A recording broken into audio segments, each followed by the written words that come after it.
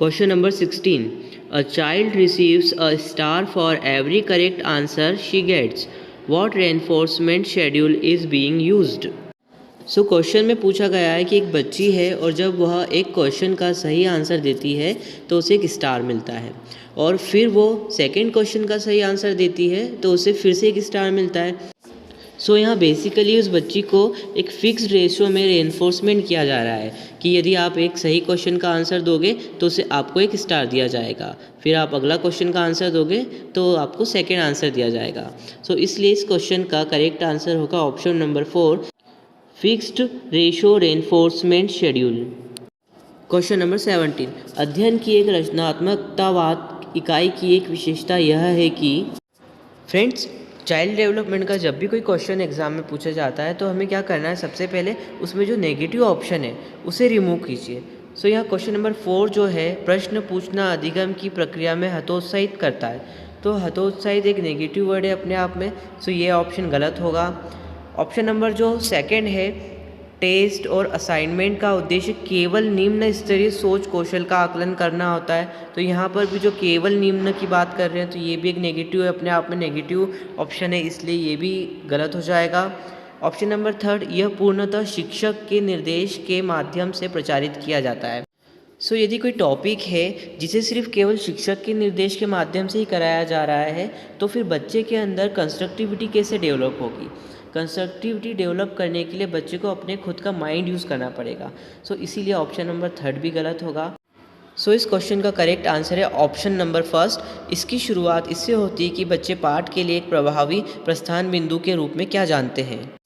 Question number 18, पठन कौशल को इस प्रक्रिया द्वारा सबसे अच्छी तरह विकसित किया जा सकता है। उत्तर लिखना, वर्ड गेम खेलना, पाठ में शब्दों के उपयोग पर ध्यान केंद्रित करना, शब्दावली अभ्यास कराना। यदि हम चाहते हैं कि बच्चे की रीडिंग स्किल अच्छी हो तो इसके लिए पाठ में जो शब्द आ रहे हैं यदि बच्चा उन शब्दों का बार बार उपयोग करेगा तो उस बच्चे की रीडिंग स्किल बहुत अच्छे से इम्प्रूव होगी। सो इस क्वेश्चन का करेक्ट आंसर होगा ऑप्शन नंबर 3, पाठ में शब्दों के उपयोग पर ध्यान केंद्रित करना।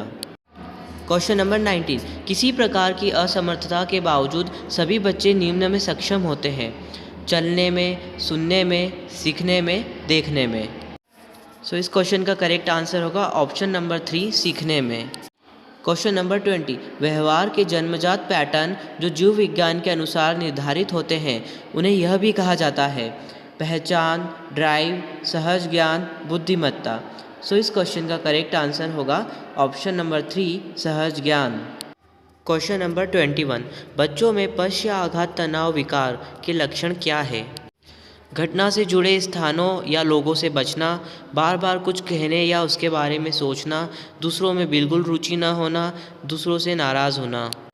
फ्रेंड्स, चलिए इस क्वेश्चन को एक वीडियो के माध्यम से समझते हैं।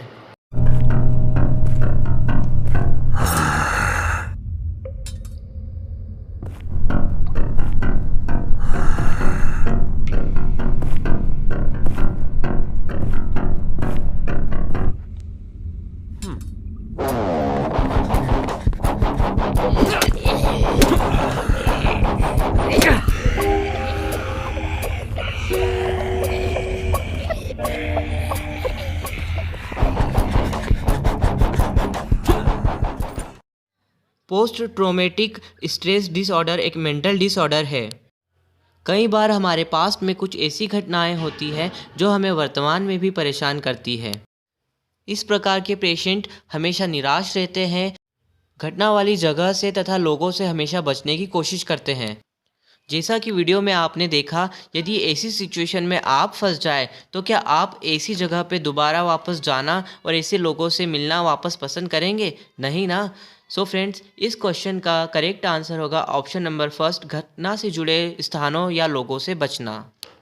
क्वेश्चन नंबर 22, किस प्रकार का सिद्धांत यह प्रस्तुत करता है कि विकास उन चीज़ों पर निर्भर करता है जो जिनके माध्यम से वंशागत है।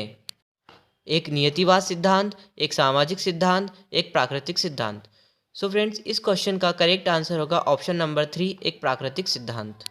क्वेश्चन नंबर 23, किस प्रकार का चिंतन सृजनशीलता से संबंधित होता है। अभिसारी सोच, अलग सोच, अंतर्दर्शी सोच, पारमार्थिक सोच।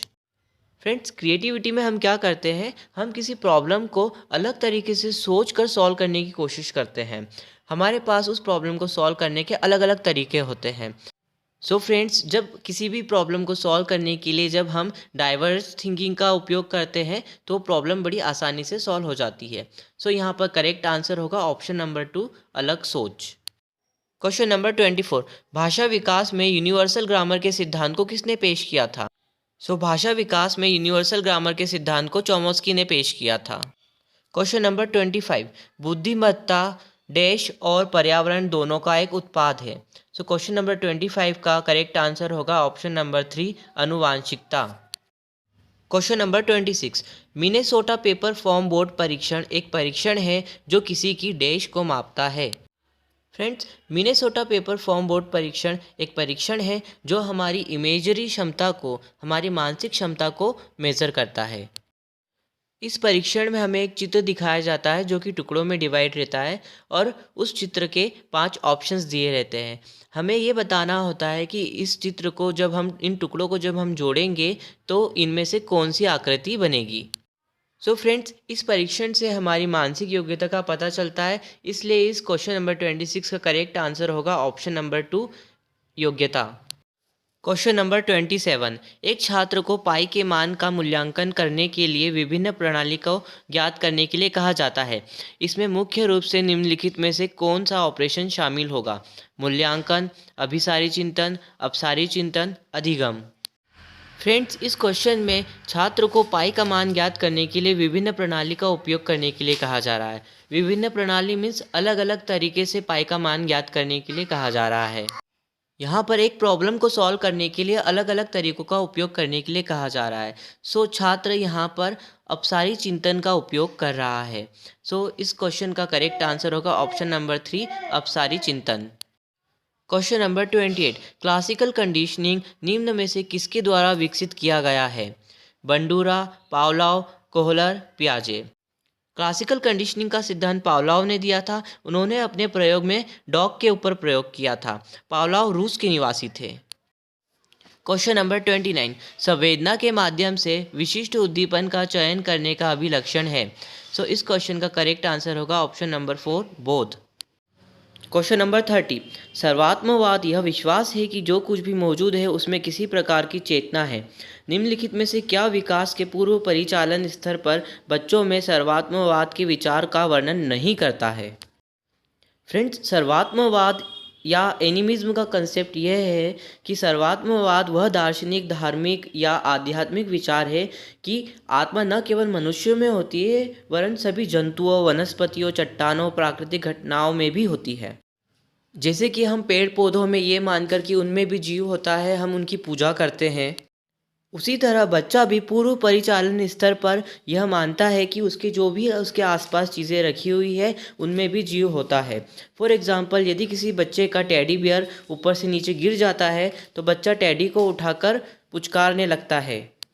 सो यहाँ पर दिए गए ऑप्शन में से हमें पूछा गया है कि कौन सा ऑप्शन सर्वात्मवाद को शो नहीं कर रहा है।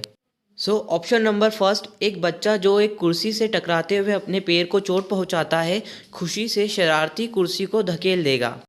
सो ऑप्शन नंबर फर्स्ट में एनिमिज्म शो हो रहा है। ऑप्शन नंबर 3, एक ऊंचे पर्वत को पुराना माना जाएगा, यहाँ पर भी एनिमिज्म शो हो रहा है। ऑप्शन नंबर 4, एक कार जिसे शुरू नहीं किया जाएगा उसे थका हुआ या बीमार बताया जाएगा। सो यहाँ पर भी एनिमिज्म शो हो रहा है। सो इस क्वेश्चन का करेक्ट आंसर है ऑप्शन नंबर 2।